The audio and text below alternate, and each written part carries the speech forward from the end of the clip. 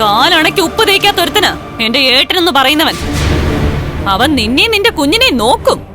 അവൻ എന്തെങ്കിലും കാര്യമായിട്ടെ നീയോ നിന്റെ വീട്ടുകാരോ കൊടുക്കുവാണെങ്കിൽ, അല്ലാതെ നിന്നോടോ നിന്റെ കുഞ്ഞിനോടോ അവന് യാതൊരു സ്നേഹവും ഇല്ല. അങ്ങനെ ഒരുത്തനുമായി ജീവിക്കുന്നതിലും നല്ലതേ നീ നിന്നെ സ്നേഹിക്കുന്ന മുത്തശ്ശിയുടെ അടുത്ത് പോയി നിൽക്കുന്നതാ. അവർക്കൊരു വീടുണ്ടല്ലോ, അവിടെ പോയി നിക്ക്. കണ്ണേട്ടാ, ഒരു കാരണവശാലും ഇവളെ ഈ വീട്ടിനകത്തോട്ട് കയറ്റരുത്. എന്നെ ഇറക്കി വിടരുത് കണ്ണേട്ടാ. നീ വന്നപ്പോ ഞാൻ ഉണ്ണിയോടൊരു കാര്യം പറഞ്ഞു. നീ തെറ്റ് ചെയ്താൽ നിനക്കൊപ്പം ഞാൻ അവളെ ഇറക്കി വിടുവെന്ന്. പക്ഷേ ഇപ്പൊ തെറ്റ് ചെയ്തിരിക്കുന്ന അവനാ. കാലൊടിഞ്ഞു വന്ന അവനെ പുറത്താക്കാൻ എനിക്ക് പറ്റുന്നില്ല. പക്ഷേ ചില തീരുമാനങ്ങളൊക്കെ ഞാൻ എടുത്തിട്ടുണ്ട്. അവൻ ഇത്രയും നാളും ജോലി ചെയ്ത പൈസയൊക്കെ അതേപടി ബാങ്ക് അക്കൗണ്ടിൽ കിടക്കുക. അവന് ജോലി പോയ ശേഷം കൊടുത്ത തുകയും അവിടെ തന്നെ കിടക്കുക. മാർക്കോ അവന്റെ കാല് തല്ലി ഒടിച്ചതുകൊണ്ട് അവന്റെ ചികിത്സയ്ക്കുള്ള പണം ഞാൻ കൊടുക്കും. പക്ഷേ അവൻ നടന്നു തുടങ്ങിക്കഴിഞ്ഞാൽ പിന്നെ ചിലതൊക്കെ ഞാൻ തീരുമാനിച്ചിട്ടുണ്ട്. അധ്വാനിച്ച് ജീവിക്കുന്നവന് മാത്രമേ പണത്തിന്റെ വില അറിയാൻ പറ്റൂ. ചുളുവിന് പൈസ കിട്ടിയാൽ വിയർപ്പിന്റെ വില അറിയാൻ കഴിയില്ല. അതുകൊണ്ട് ഇനി അത് അവൻ അറിയണം.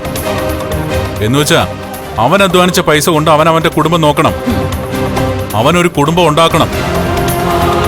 എന്നുവെച്ചാ ഇതുവരെ തുടർന്നുകൊണ്ടിരുന്ന ഏർപ്പാടൊക്കെ ഞാനങ്ങ് നിർത്തിയെന്ന്. അങ്ങനെ തന്നെയാ മോനെ വേണ്ടത്.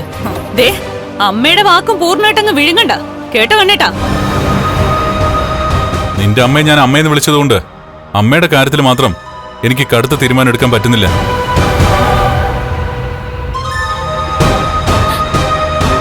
പക്ഷേ ആൺകുട്ടികൾ പ്രായപൂർത്തിയായി കഴിഞ്ഞാൽ സ്വന്തം കാലിൽ നിൽക്കാൻ പഠിക്കണം. അന്യനെ ആശ്രയിക്കുമ്പോഴാ സഹായം കിട്ടാതെ വരുമ്പോ അവൻ അവന്റെ തനിക്കുണം പുറത്തെടുക്കുന്നത്. നിനക്ക് പറഞ്ഞു മനസ്സിലായോ? ഇതുവരെ നിനക്ക് കിട്ടിയ സുഖ സൗകര്യങ്ങളൊന്നും ഉണ്ണി എഴുന്നേറ്റ് നടന്നാൽ നിനക്ക് കിട്ടില്ലെന്നാ ഞാൻ പറഞ്ഞത്. എന്നാലും കുഴപ്പമില്ല, എനിക്ക് വേണ്ടത് എന്റെ കുഞ്ഞിന്റെ അച്ഛനെയാ. എന്നാ പിന്നെ നിന്നോട് ഇറങ്ങിപ്പോവാൻ ഞാൻ പറയുന്നില്ല.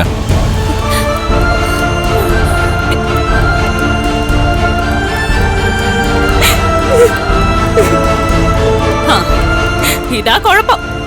ഏട്ടനെക്കാളും കഷ്ടമായി ഈ കാര്യത്തിൽ ഏട്ടത്തി. നൂലുകെട്ട് കഴിഞ്ഞ കുഞ്ഞുമായിട്ടാ ഏട്ടത്തി ഇങ്ങോട്ട് വരാൻ പോകുന്നെ. അതിനുശേഷം എപ്പോഴാ ഇവളുടെയൊക്കെ ശരീരത്തില് പിശാച് കയറുന്നെന്ന് പറയാൻ പറ്റില്ല കണ്ണേട്ടാ. കുറെ കയറിയല്ലോടി, എന്നിട്ട് എന്താ സംഭവിച്ചത്? ഞാൻ നടന്നും ഇവളുടെ ഭർത്താവ് ഉണ്ണി വീൽ ചെയറിൽ വരുന്നതും ഇവൾക്ക് കാണേണ്ടി വന്നില്ലേ? എന്ത് കണ്ടാലും പഠിക്കില്ല. ഇനി 2 രാക്ഷസന്മാരും കൂടെ ജയിലിൽ നിന്ന് ഇറങ്ങാനുണ്ട്. അതൊക്കെ കഴിയുമ്പോ എന്തൊക്കെ പ്ലാൻ ചെയ്യുമെന്ന് എനിക്കറിയില്ല. ഏതായാലും മാർക്കോ ജീവനോടെ ഉണ്ടെങ്കിൽ വാമദേവനും പ്രതാപനും ഒക്കെ പുറത്ത് പാള കെട്ടി വെച്ച് നടക്കേണ്ടി വരും. അതുപോലെ ഇടിച്ച് അവന്റെയൊക്കെ നടുപുറം പഞ്ചറാക്കും മാർക്കോയും ലോപ്പസും കൂടി. ഞാൻ പോവാ കണ്ണേട്ടാ, എന്താന്ന് വെച്ചാ അയക്കോ.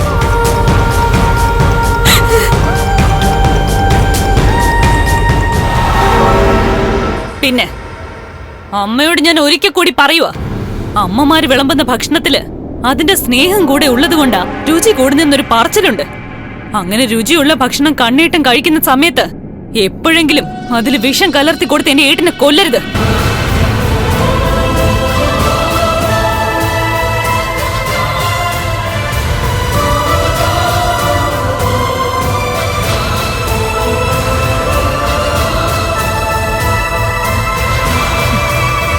എടി, വയറ്റിനകത്തൊരു കുഞ്ഞുള്ളതുകൊണ്ടാ നിന്നെ ഞാൻ പിടിച്ച് തള്ളാത്തത്.